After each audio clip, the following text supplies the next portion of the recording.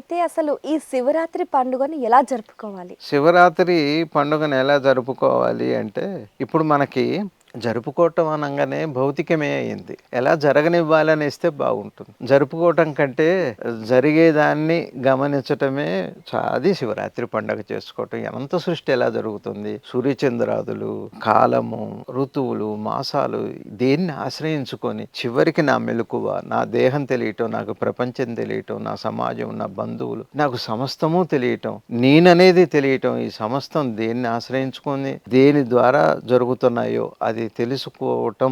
ఆ తెలుసుకోవటం ఏదైతే ఉందో దాన్ని శివరాత్రిని జరుపుకోవటం అందాం. శివరాత్రి చేసుకోవటం అంటేనేమో శివరాత్రి రోజు ఏం తినొద్దు అంటారు, ఉపవాసం అంటారు. శివరాత్రి రోజు జాగరణ అంటారు. పొద్దునేమో రాత్రంతా తెల్లవార్లు లేచి ఉండాలి అంటారు. ఏమంటే అట్లానే పొద్దునంతానేమో ఉపవాసం ఏం తినకూడదు అంటారు. ఉపవాసము అంటే ఉపవాసము, దగ్గరగా నివసించుట. నివసించుట అంటే అర్థం ఏంటి? చూడండి, మన ఇళ్లలో పిల్లలు కూడా నువ్వు ఏ పట్టు పడితే అదే పట్టు, ఇంకా నువ్వు వదలవు అని అంటారు.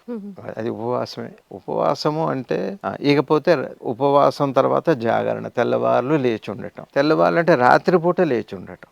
రాత్రిపూట లేచి ఉండటం అంటే ఈ అనంత సృష్టిని నడుపుతున్న మహా చైతన్యాన్ని, జరుపుతున్న మహా చైతన్యాన్ని ఎరుక కలిగి ఉండటమే జాగరణ.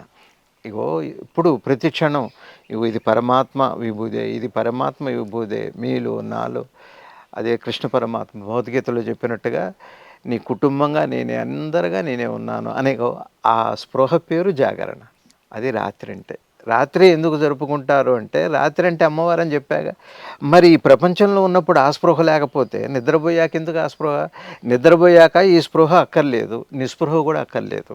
నువ్వు జాగృతంలో ఉన్నావా అంటే ఈ ప్రపంచంతో ఉన్నావు. ప్రపంచంతో జాగృతమై ఉండటమే జాగరణ. అదే జాగరణ. శివరాత్రి వావ్! జరుపుకోవటం అంటే నిరంతరం ఆ స్పృహ, ఈ చైతన్యమే, ఈ ఎరుకే ఇదంతా నడుపుతున్నారు.